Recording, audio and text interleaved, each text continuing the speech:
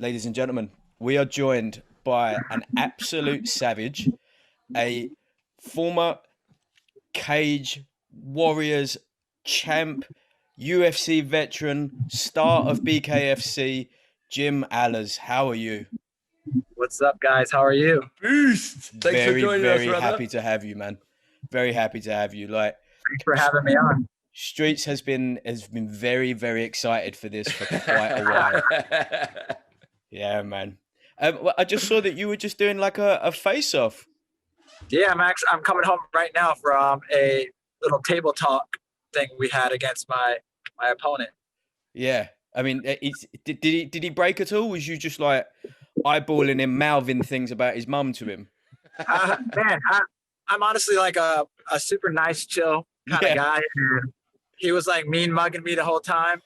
God, So it's very hard to stay serious in a situation like that. Where to me, I'm there to have a good time. Yeah, I mean, this is it, right? Like, you guys are gonna have a fight anyway, right? That doesn't change. Exactly. Yeah. Exactly. That doesn't change. We're The gonna outcome fight. won't change. So yeah, here we go. Right. Take us through, right, that moment where you went, you know what I'm gonna get into? Probably turned to the wife and went, babe, I'm gonna give this bare knuckle thing a bit of a crack. How'd you feel about that? Man, I remember like seeing of it and being like, oh my God, these guys just destroyed each other. And I think it was a little clip of Jason Knight and Artem. Oh, And I was like, these guys just destroyed each other. You know, you'll have to pay me. I don't even know what I need to get paid to do that, you know? And I just didn't even think of it. You know, I didn't contact anybody, didn't think of it. And then I get a message saying, hey, somebody wants to talk to you about bare knuckle. Can I put you guys in contact? I was like, oh, all right, let me see what they're offering here, you know? And, you know, first I get to talk to somebody. I think I'm talking to the matchmaker. I'm not sure. mm-hmm. And, you know, he throws an offer at me that I was just kind of laughed at, to be honest. And was it like $500? We'll give you a couple of we'll give you a Pizza Hut voucher, and you're responsible for your own travel. You know, if we're doing bare knuckle, it kind of felt that way. Yeah, and yeah. I was like, I mean, I don't know about that. You know, I just fought in Russia for this much. You know, I think you gotta at least top that. You know, so I got the owner ended up calling me back, David Feldman, and he was just like, yo, I'm sorry. That was a disrespectful offer. You know, what do you think about this? And then I think I still thought about it. And I was like, man, I don't know. I'm like, I'll do it for this, you know? And it was against somebody who I beat before. Yeah. So I kind of had that confidence going into that fight. So I take the fight without talking to any coaches. And I'm like, I'm just going to do this, you know? And I had to think about it after, like, oh man, I need to train for this thing, you know? So I hit up Kevin, who thinks I'm retired, you know, because I had just retired from MMA not too long ago. Yeah. And I'm like, yo, I got offered to fight. He's like, oh, you're making the comeback. Let's do this, you know? And I'm like, yeah, but it's bare knuckle. And my coach was like, what? He's like, man, I don't know about that. That's crazy, man. I don't know. I'm like, man, let's just do one and be done with it, you know? Just to say we did it. And one turned into four, and now I'm fighting for the world title, and boom. It's been a hell of a ride. Boom. And weren't 3 of those fights within the space of like under 4 months? Like you just went on a tear. Yeah, I think I fought 4 fights in 6 months. Fuck. But when you're knocking them out in the first, it's like, what are you gonna do? Yeah, I was getting bored in between, and I would write to the owner. I'm like, hey, when am I coming up? What's next? He must love you. I was jumping in. You're like his dream. Because when we were speaking to him, he was just like, you know, everyone's really chill, but like, you know, we want people that want to fight. And if you got someone banging down the door and saying, what we doing in like 2-3 weeks time? Because the ICU and the morgue are getting a little bit itchy. They need a little something. Yeah. I like that a lot. What a savage, because like of your 14 wins, 10 of them were by sub. Like you're just the fucking specimen, like on the ground. You're a Get that Bijar shit Black. done. Yeah. Stand it up, take the gloves off. I got that too. I think I always had power in the hands. I just didn't really have to use them. You know, I'd hit people. I think I had quite a few knockdowns in MMA, and I would just follow the knockdown up with grappling and then just submit people. But I think once I took the gloves off and I was like, oh crap, this is the only way I can beat them. Yeah. Yes. Before you carry on, we both, I mean, me and Streets probably have to sing happy birthday to you, don't we? That's going to be great. Yeah. What are the plans for tonight? Man, training, man. Yeah. It's just the constant grind and the hustle of being the best. I mean, That's obviously, it. Savage shit. So, tell me about. I mean, obviously, you're a BJJ black belt. You have very, very respectable, illustrious MMA career. You've gone into bare knuckle. Like, how wild was that as an adjustment, right? Because I would imagine that the punching side of things, like the actual striking side of things, bare knuckle probably isn't as surprising as what comes back, as well as the small defensive changes that are required. Yeah, I think I don't know, man. It was crazy. We went into it without, you know, we were just like, we don't know what to expect. Yeah. You know, we came with a little game plan and we're like, you know what, let's just try to stay in their face, you know, not give them much opportunity to stand out there and box. And, you know, every punch, you know, it's possibility of getting cut. So yeah, I don't want to get hit. So we kind of came up with a game plan, just staying close. I always loved dirty boxing. I would use that a lot against the cage in MMA. You know, Randy Couture was someone I kind of looked up to, and how he used his boxing. And I was like, you know, I think I can do something similar, considering the clinch is allowed. Yeah. So that was really the game plan: stay in people's face, clinch up, dirty box with them, and try to get there. It's definitely easier for punches to go through, but it's harder to block too. So I figured the best defense for me was just having a hell of an offense and staying in their face. Nice. Is it? Would you say it's? Would you say it's? I mean, obviously, you're not getting shins wrapped around your head or kicked all around the legs. Would you say it's a little bit more intense than MMA? Because there's not that many people. Obviously, you know, in bare knuckle UFC, you got a few of the elite MMA guys that have now gone over to it. But there's not that many people that can comfortably say, like, categorically, you know, bare knuckle is a little bit more intense than being in the octagon. I think, you know, in an MMA fight, you have 5 minutes. You got 3 5-minute rounds or 5 5-minute rounds at certain times to really like go in there and feel the guy out. And, you know, you have to be like, man, I gotta hope that my cardio can last throughout this round, and how fast the pace is going to be, and everything can happen. You got to worry about getting taken down, getting kneed in the face, getting kicked, getting choked. You know, anything can happen in it. And this one, it's 2 minutes, man. And to me, I'm like, I'm going to go in there and I can go 10 minutes nonstop. Yeah. So it's definitely, to me, more intense because you're not worrying about gassing out, really. Yeah. You only have to worry about it is the hands coming at you. So it's all out for me for 2 minutes. I don't want to be in there feeling the person out and dancing around and going through rounds without much happening. That's not my style. Yeah, you fight that way. You come straight in and ready to go.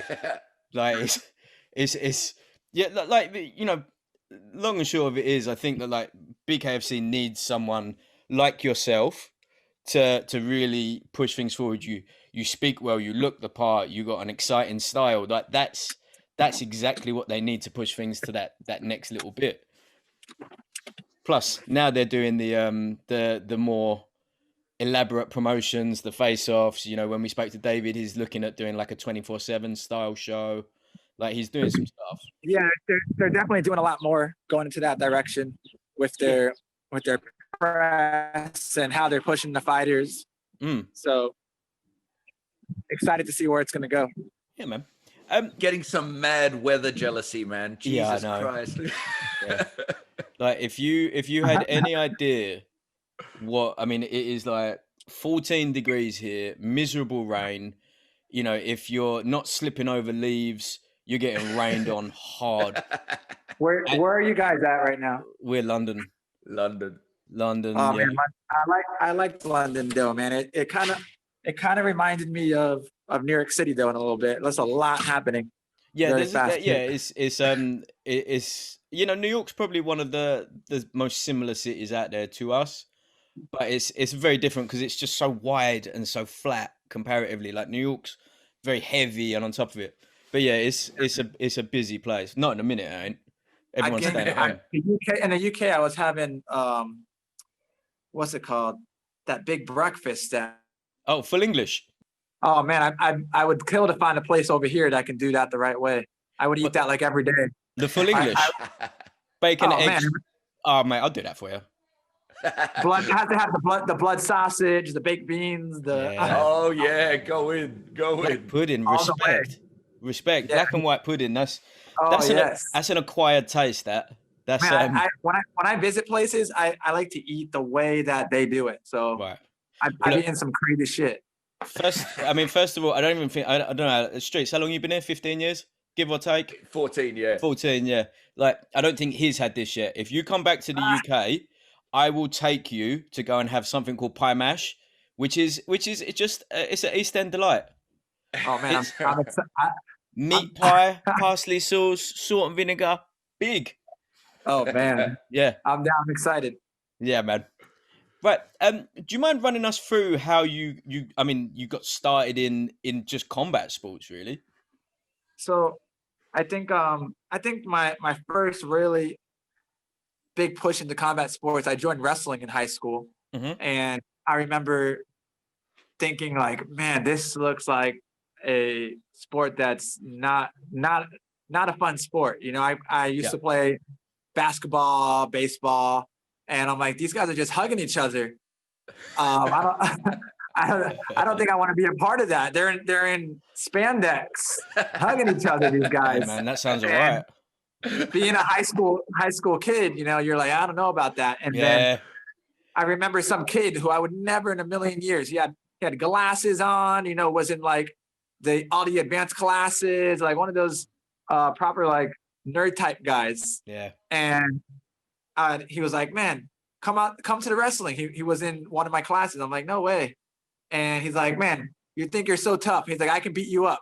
And I'm like, I don't know about that, man. Yeah, I don't know about all that, guys. Yeah. So we go into the back of one of the back of the classrooms in the back of the portable outside. And he's like, okay, let's like have a little match, just slapping. And he kept taking me down and getting on top of me and just slapping me in the face. That's annoying. And I was like, yo, man, I'm going to come out next year. And he's like, yeah, sure. I ended up going out and then just kind of falling in love with the idea of like, man, wrestling is such a big part of it. It felt like a fight every single match. Yeah. So I just fell in love with that. And then from there, I found jujitsu and I just wanted to see if jujitsu was real. I was doing jujitsu for a little bit and I'm like, yeah, this is cool, but will it work if someone's really like trying to fuck me up, you know? Yeah. And so I took my first MMA fight after like, I think I was training jujitsu for 2.5 years maybe. And I didn't know how to, the only way I knew how to punch was through YouTube. I was watching like YouTube channels, how to punch people really. And I just went in there and just choked the guy out pretty fast. And they gave me $500. And I was like, oh, awesome, man. They're like, you want to do it again in 2 months? We'll give you $800. And then I just kept doing it and kept choking people out. And just kind of fell in love with it. Amazing. That guy that got you into wrestling, right? He sounds very much so now. Is he an app billionaire or still a virgin?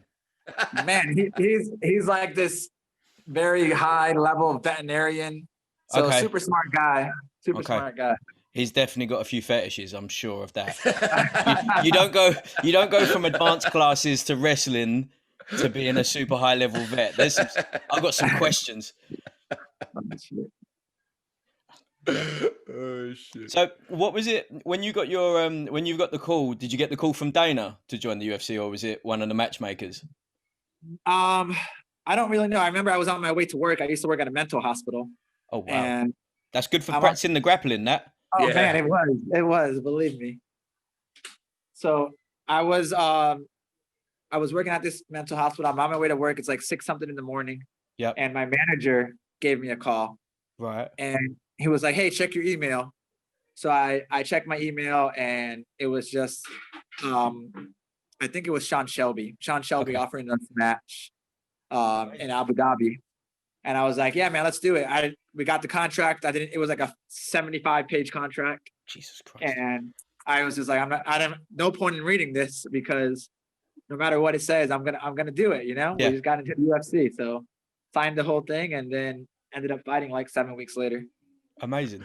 Your fight manager. I was like, your manager of your job? What the fuck's he doing reading your emails? I get it.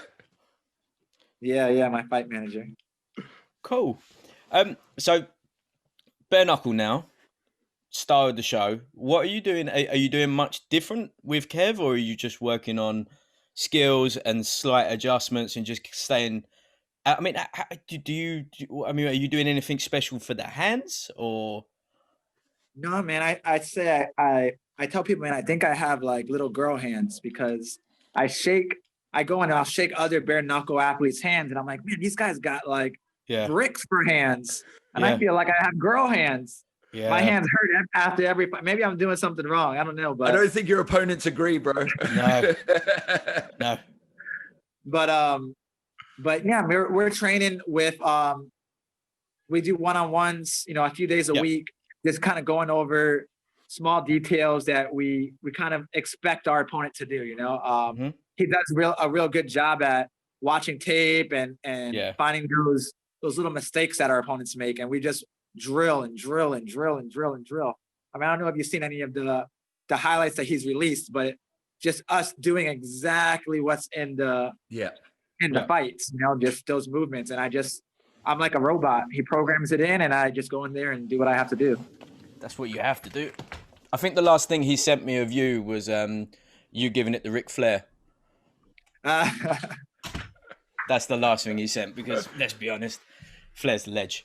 You need to be getting to the stage where BKB can actually get him to walk you in, just wooing. Oh, that'd be amazing. That's the dream come true, isn't it? Woo! Yeah. Walking down. Yeah. I want him in full robe and everything. Yep. He claims to have slept with over 10,000 women.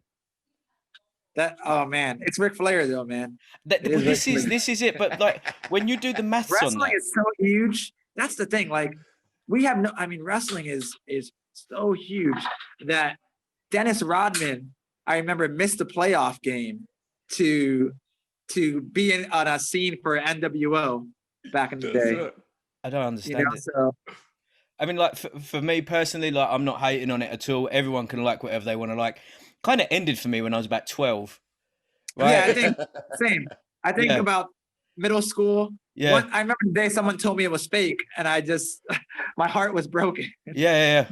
You can't really. I mean, looking back, you're like, oh, that's a 6'10" super tanned blonde man with a bald head and yellow briefs, and you're like, okay, all right, yeah. I think they definitely. I think it's like a male soap opera now, for the most part, with a little bit of action in there. So you got guys that won't miss an episode. I know. I've got friends that love it, and you're like, hey, you're 35.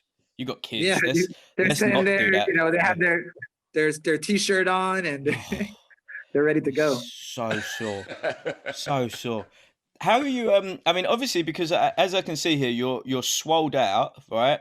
It looks like you have a very, very uncalled for existence in Florida, because like all I can see is a beautiful house and a beautiful garden, and you seem super chill.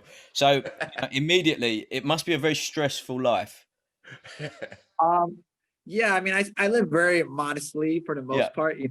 I don't require too many nice things. So with money that I've made and everything, I try to value time. Yep. And just hopefully made the right investments, and I can now, train, teach, and just spend time with family and do what I love.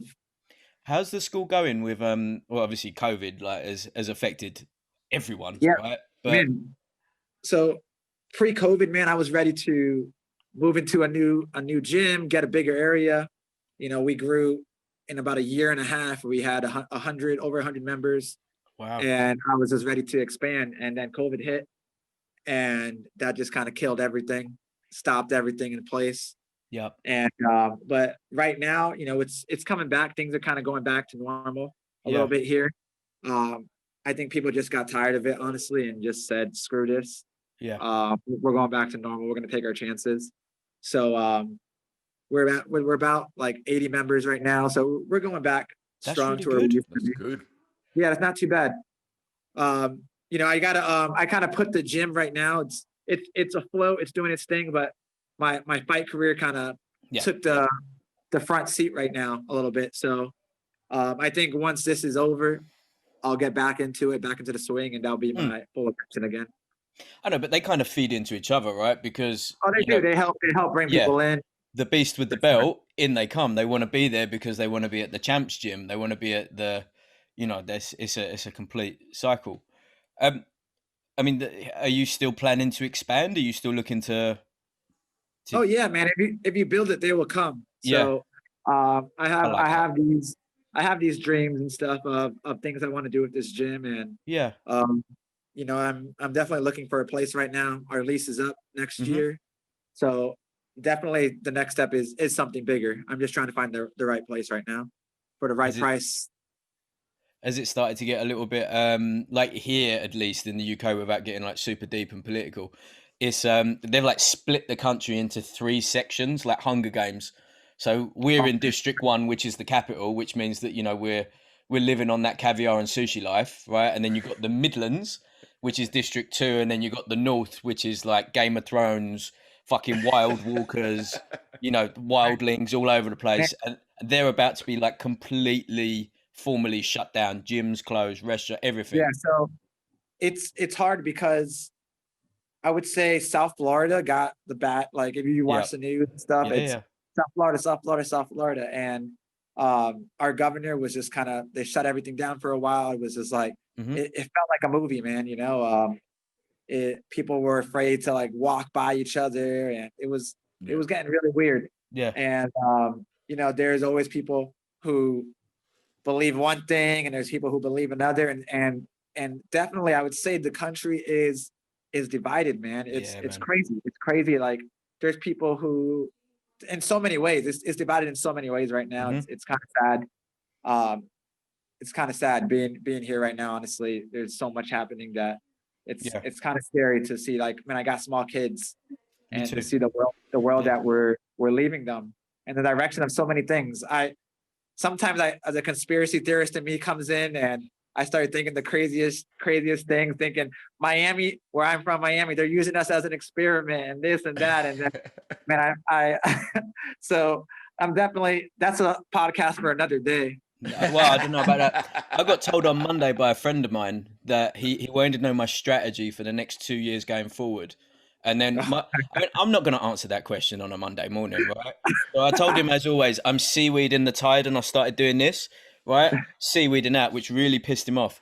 And then he started to tell me that in Spain, they're testing technology that controls your emotions. And I was like, oh, I can't have this. On a Monday morning, right? I'm in the gym. You got decaf espresso pods. Like, what is the point? What's the point of everything? I just really can't believe that people are out there and they're like, I'm not leaving my house till there's a vaccine. I'm not taking a vaccine, man. Fuck. That is how every zombie movie starts. Right. Yep.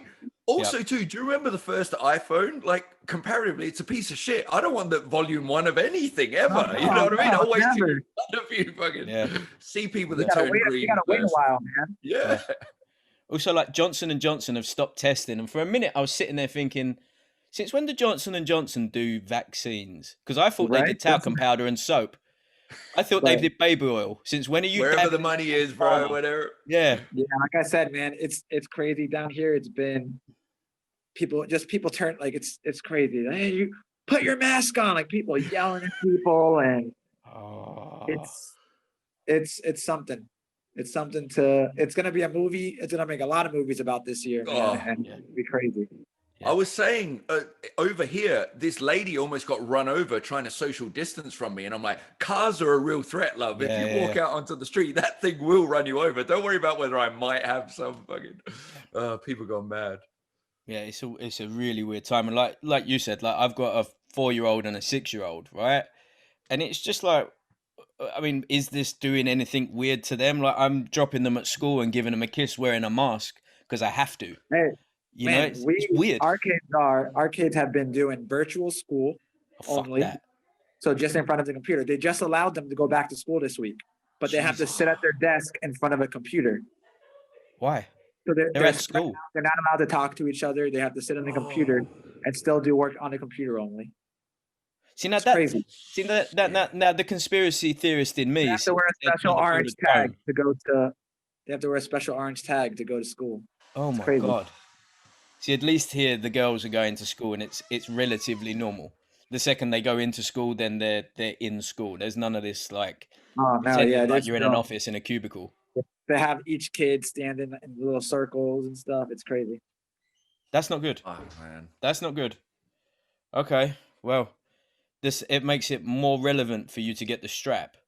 Hell, because this fight is going to be so epic, bro. Like legit, we've been pumped for it since before when you guys had that face-off little shove before it was. We can't wait to see you with that belt, brother. And yeah, I'm excited about this fight. Yeah, you seemed it, and also, I also very much so enjoyed Shannon the Cannon in the background, who was like everyone's big brother calls him beef, weren't he? Just wooing. Oh, I can't believe that champ. Like it was the only way it was more immature was like if he was saying, "Oh, I can't believe you said that about your mom." Oh, it was amazing. Oh man, he definitely hyped it up. Yeah. Yeah, I think it's getting a lot of eyes on it right now, and that's really all I'm trying to do is just get as many eyes as we can on this fight, you know, and just put a good fight out there and have fun. I know this guy's a tough guy, you know. I'm not taking it away from him, but in my eyes, he just hasn't done for the sport, you know, for the sport of bare knuckle what I've done for it, you know. So that's just my claim on myself being the people's champ. You know, I've done it all. I faced whoever they put in front of me, and you know, they still didn't give me the belt. This guy had one fight, and they gave him a title. So I kind of felt that was disrespectful to myself. Yeah, that is a little bit, yeah. And, but it is what it is. So now we got a date, and it's gonna happen. Have you considered with the promo going forward, if he wants to try and mean mug you and do all of the little tricks, you got to be playing like the Chael Sonnen epic cards and turning up with your own belt. You know, like just get a couple of these and wear them like bracelets. Oh, man. You haven't seen it. You haven't seen it. I have my own belt. Do you? Yes. Hold on. How have I missed that? Get that shit. I've been walking around with my own belt. And that's what's driving him crazy. Yes. I think it's in the car. I brought it just now to the little press conference thing. You have to see. This is perfect. Epic. That's what you have to do. You have to just sit there, and be like, look, I've got the real belt, and what? Doesn't matter. That's so I've been walking around with the belt, you know, and people are taking pictures with me, tagging me as the bare knuckle champ. Amazing. And he's just getting pissed off. I mean, every interview he does, he says, he's like, "It's me." I think you're cutting over from he's saying, "Oh, it's me, the real champ." Look at that. There we go. Yes. Going back to why. Yes. The beauty. Yes. Who made that? Because let's be honest, that's actually better than the belt that they've got. But I've heard that a few times. Yeah. Have you Jim?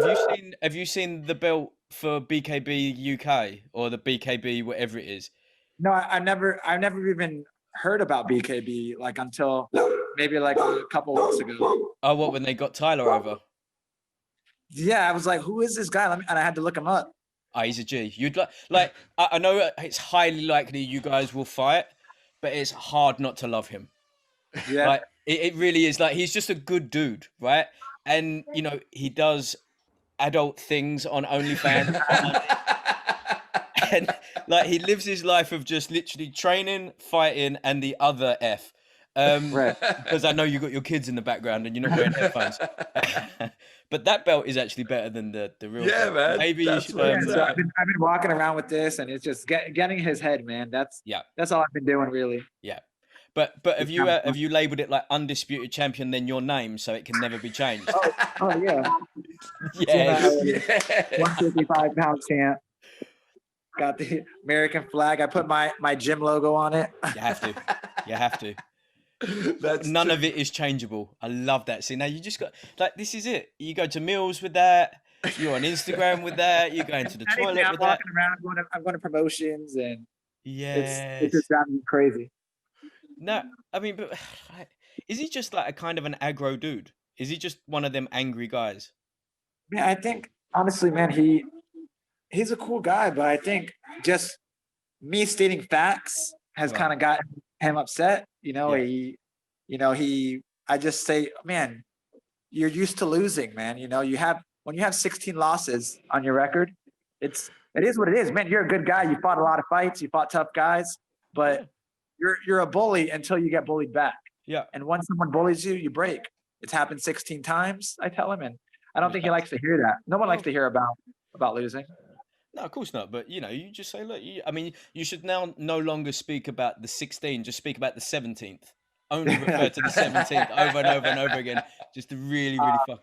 Yeah, to me, like, honestly, there's great fighters, but to me, if you look at the top guys, like in the major organizations, they have 1 loss, 2 losses.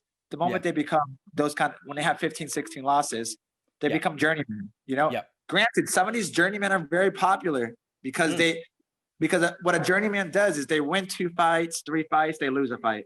Mm-hmm. They win 2 fights, they lose 2 fights. And some of these guys are popular because of some of the people that they beat recently on these 3 fights. But at the end of the day, when they face the champions, when they face these top ranked guys, they get beaten. Epic. What happened back in the day? Because I remember the to and fro with Conor ages ago. What happened? Was it just like moving on the organizations and it just didn't happen in the end, or? Yeah, he ended up getting hurt the first time. I think with like a week notice, he pulled out of the fight. So that happened, and then I think I got hurt like 6 weeks out of the second one, and then he went and blew up, man. He just did his thing. Motherfucker. Yeah, that would have been fun. It would have been. Yeah. And now he's fighting Pacquiao, probably in Dubai or somewhere like that. I mean, I would 100% receive several million pounds, dollars, whatever, to get punched in the face by Pacquiao. But it's just a tough one, right? I mean, you're future bare knuckle champ, but that's Pacquiao. That's like the best of the best of the best. Exactly. You've had one pro fight.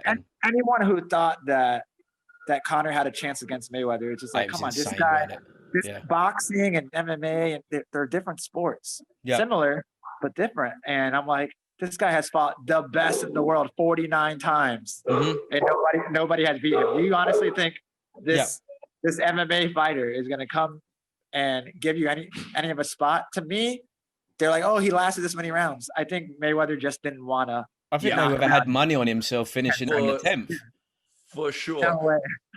Also, too, like, if it was in a cage, like, there would be no doubt it would go the complete other way, right? It would go the complete opposite way, exactly. But it was in the box that you're not going to beat the best, really, arguably, ever to do it in his game. The UFC has done that before, man. The UFC has done. They like doing these freak fights. I'm sure they had their own hand in that fight too. Considering Conor's employed by them, so I'm sure they made a lot of money from it. But they always do these freak fights. Yeah, they did James Toney, didn't they? Yeah, Toney and Couture. Yeah, James Toney, man. They did that. The Brock Lesnar fights. What's that wrestler CM name? Punk. Yeah, CM Punk. Right. The more you think about it, you start to think, oh man, the UFC does do these freak fights. They do them a lot.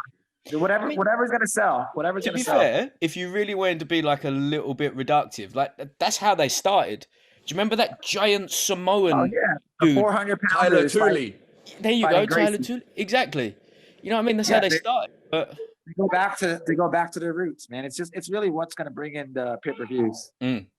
So I mean, this may be something that doesn't stay in, but I'm going to ask it anyway. So, say you claim your strap and the BKFC strap, right? Defend a couple of times. You get the phone call from Big Dana, and he says, "We want to offer you a big contract to come back to the UFC." Man, I think that's what it would have to be, like a big contract. I don't think, and just the fights that I'm interested in. Yeah. Honestly, there's so many other things I want to do too right now, and it's been this October right now. It's been 15 years since I kind of started on this MMA journey. Really? So I've kind of been in it for a while now, and you know, it would have to be a big contract, like you said, and a good fight. Well, you're 34 today, right? Yeah, 34, man. Yeah. Happy birthday. Thank you. Nice. But I feel like I'm 48 some days, you know, so it's like that's having kids. That's nothing else. That's just having kids. So it's like how much longer, you know, do you want to do this? I don't want to be 40 years old, you know, fighting, you know, because it's all I know. Yeah, I mean, but bro, look at that face. You're a bare knuckle champ. Look at that left, man. Look at the teeth. Look at it. It's fine. You're doing all right. So far, so good, man. With the bare knuckles, when we was talking about Dave's, obviously it's surprisingly safer than what people think it is, other than lacerations and tissue damage, right? I mean, is it quite shocking? And that sounds such a stupid question to ask, but like, you're in there for the first time. Obviously, it's shocking to get punched in the face ever, but now you have someone professionally doing it. Arguably, you know, they've done this many times before. How is it just like, whoa, what the fuck was that? Yeah, man. So at first I was like, man, what is it going to feel like this? And then I remembered, man, back in high school, Kimbo Slice was real big. Yeah, I don't even think I was watching the UFC yet. Yeah. You know, being from South Florida, Kimbo Slice was a big public figure over here. And we were watching his YouTube channels, and my friends and I, we all wanted to be the next Kimbo Slice. Yeah. So we'd have these backyard fights, and we bare knuckle, throwing knees and everything. Epic. Best friends. And we're just having full on fights, bleeding, cutting each other. And we did that for absolutely nothing, just for the fun of it. Just for fun. And I was like, man, I'm getting paid to do this now. I'm like, I have nothing to worry about. And I remember feeling the first punch and being like, oh, that's it. And then I remember thinking, okay, I got this, you know, it's no big deal. Wow. Going back to old school, like, because one of our Patreon members asked the question, because we allow like 3 or 4 good ones, but this was the only good one. Okay. And this was by Yid Army Steve. Okay. Yid Army it's a football team thing here. Don't worry. Yeah. It's a Tottenham. It's a whole thing. I know about them. Yeah, he'll love that. He wanted to know what you if you was just to basically pick one of your many martial arts to be like your go-to of all of them, which one are you picking as what you would say is the most effective of them as a defense art? Man, 100%. It'd have to be Brazilian Jiu-Jitsu. Yeah. And I say that because if we're going based off 100% Jiu-Jitsu versus kickboxing, Jiu-Jitsu versus Taekwondo, and that person only knew that art, then it's been proven. Royce Gracie proved it 2 times already. He went in there and he choked everybody out, and they all had their different martial arts. But nowadays, everybody knows everything. Yeah. You know, so these guys, they have great jiu-jitsu defense, these top guys, that they know enough not to get submitted. They practice jiu-jitsu over and over and over again. They're black belts, they're high level, enough that you're not going to submit them. So, but I think everybody knows that if you don't know jiu-jitsu and you get taken down, you're definitely a fish out of water. Nice. Do you think going forward, because like you said, you know, you're 6 years from when you don't want to do this anymore, can you see yourself and Kev like producing a team and becoming like the premier team for bare knuckle, like to bring in, because you know, it's all well and good getting guys like yourself, guys like, you know, Hernandez in, who is fresh and an Olympic bronze medalist, etc. Like, but everyone needs their own stars, right? Right. I think Kev will need a big contract to stay in bare knuckle, won't he? Like, yeah, it stresses him out a lot. He told us how stressful.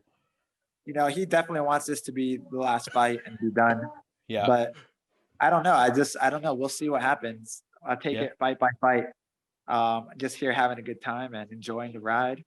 And we're in the back laughing and having a good time before the fights. Dancing before we go out there, and when we get in there, it's just all business. And when we're done, we're like, hey man, I'm the craziest person he knows. He says, like, I can't believe we're doing this. And yeah, he seems like it's very stressful for him. Like, he was really adamant about that. He's like, what did he say? He said, it's not something that I would do myself, so I don't want anyone to do it. And it's just like, yeah. And he said, because he's known you so long, it was just such a like. It was crazy because our first fight, we're like I don't know what fight we were. I'm not, maybe like 6th fight. I don't remember. Yeah. But we're sitting in the back and we're just seeing these people coming in bleeding, and I'm like, what the heck did I get myself into? You know, a little bit. Yeah. But luckily, like I said, I fought that guy before, so I think that helped a lot. Yep. With those nerves on that one, and now that I've done that and I've fought 5 rounds already, and I kind of did everything you could do, I think nothing can surprise me really now. Yeah. Well, those people coming bleeding, most of them had won as well. And he was like, what the hell is this? Yeah.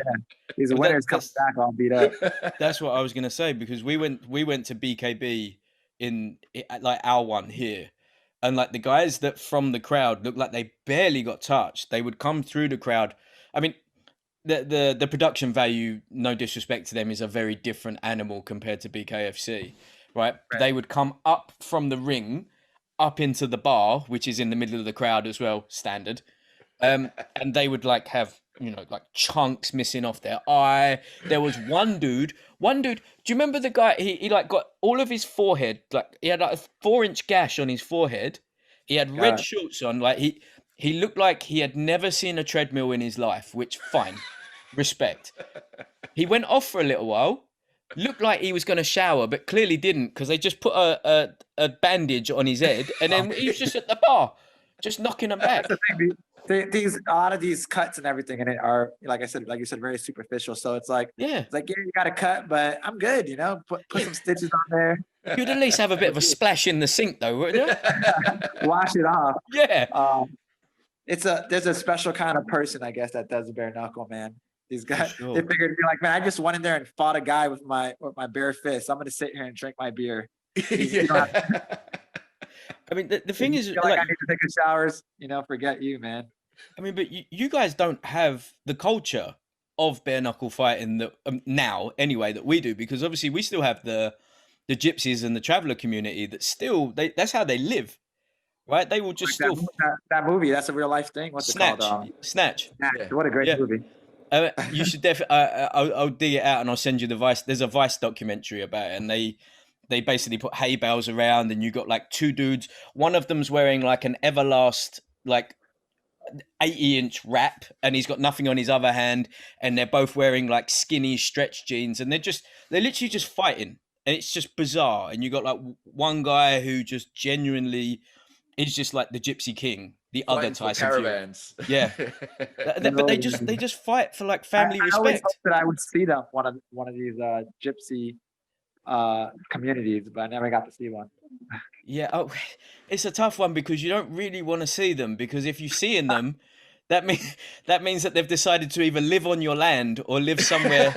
Like, I've heard crazy things that they would just like go into a restaurant, eat whatever, order everything, and then just leave. Yeah, just leave. Yeah. So. And you can't do nothing about it. The cops don't do anything about it.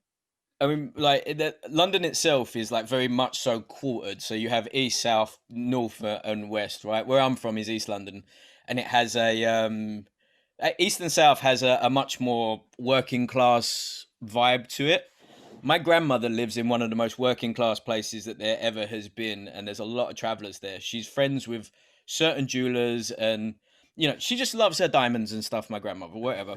She's in her jewelers when I was probably about 15, and in come like 6 travelers, and they all had like satchels and fanny packs just full of gold, and they're just like, how much? What will you give me for this? Like, and they're just like, mate, like, we told you 2 weeks ago we can't buy this off you, and he's like, come on, what do you get? Epic, right? They are just next level. I live near a cricket green, and they moved in on that about a year ago. Like just 15 caravans. By move in, you mean they just say, hey, we're taking over this spot right now? This is ours now. How does the government do nothing? This is a tough one, right? So, you know, you can play like a cultural heritage. You can, like, there's certain things where you'll get moved off. But imagine like your local park, right? And then all of a sudden there's just people, they just put their trailers on it, and that's where they live now. And they can live there for a while.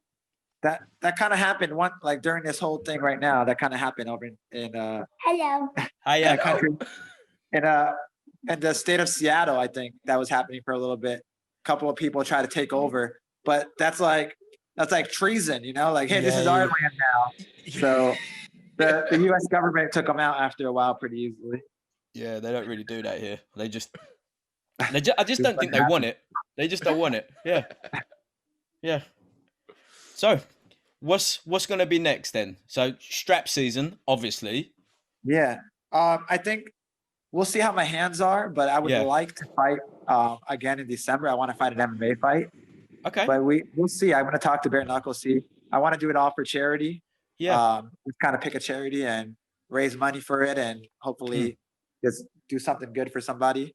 Yeah. And I think I want to do that next, just because I train when I got back and I started training at different gyms and training with guys who are in the UFC, and I'm like, man, I'm if not keeping up, I'm beating these guys. Yeah. And I'm like, man, I think I want to try just fight again and see how I do and see how I enjoy it, especially with this new confidence I have in my hands. Absolutely. And I think it'll be a lot of fun. Absolutely. Awesome. Nice. We'll be watching no matter what it is, man. Yeah. I'm actually really looking forward to. I really, honestly, I want to, and I've been trying to talk to them, is get back to Cage Warriors. I really enjoyed fighting for them. And I want to fight that guy, Patty, whatever his name is over there. Just go over there and slap him up a little bit, win my belt back that I had. Yeah. And then go defend another bare knuckle belt. Yes. How did you find, would you do that at 145 or? Hell no, man. I'm done with that. Cage Warriors definitely doesn't have enough money to pay me to fight at 145. No. 155 all day, yeah? Yeah, I mean, I used to cut a lot of weight to fight at 145. Yeah. And I don't want to have flashbacks of the craziness that I had to go through. No. Yeah. I mean, it seems to be fair, like from what we spoke when we spoke to Dave and a couple of other guys that are part of the organization, that they seem to take quite good care of the fighters. Like, he seems to have an understanding about what's required, and he seems quite respectful. He seemed quite respectful when we spoke to him. Like, he seems to be. He's been super cool and honest, you know, like, what he says he's going to pay me, he pays me. Yeah. That was one of my biggest fears, you know, is like, oh man, okay, well, I'll give this a try. You're offering a lot of money that most companies don't offer. So hopefully I get this check and this check clears, you know? So that was a big fear in the beginning, but definitely he's been cool with it, you know, gotten knockout of the night bonuses, fight of the night bonuses. They do the subtle bonuses. We was wondering. It's not UFC style. No. But he's definitely hooking the fighters up. Good. That's good to hear, because I mean, like the amount of times you hear about conflict between the league and the fighter, and it's just unnecessary on all parts. I understand that it's a business to them, but it's your life and your livelihood, and like your son was just there. Like, you know, that this is what you're doing it for. There has to be an understanding for that. We'll blur his face out, don't worry. But yeah, even down like the Reebok deal and everything, you know, where they took the sponsorship money. It's like, that's not cool. Yeah, man, that was crazy. I think I went from my first UFC fight, I made, I don't know, like almost 15,000 sponsors. And then I went to like 4,000 because of the Reebok thing. That's outrageous.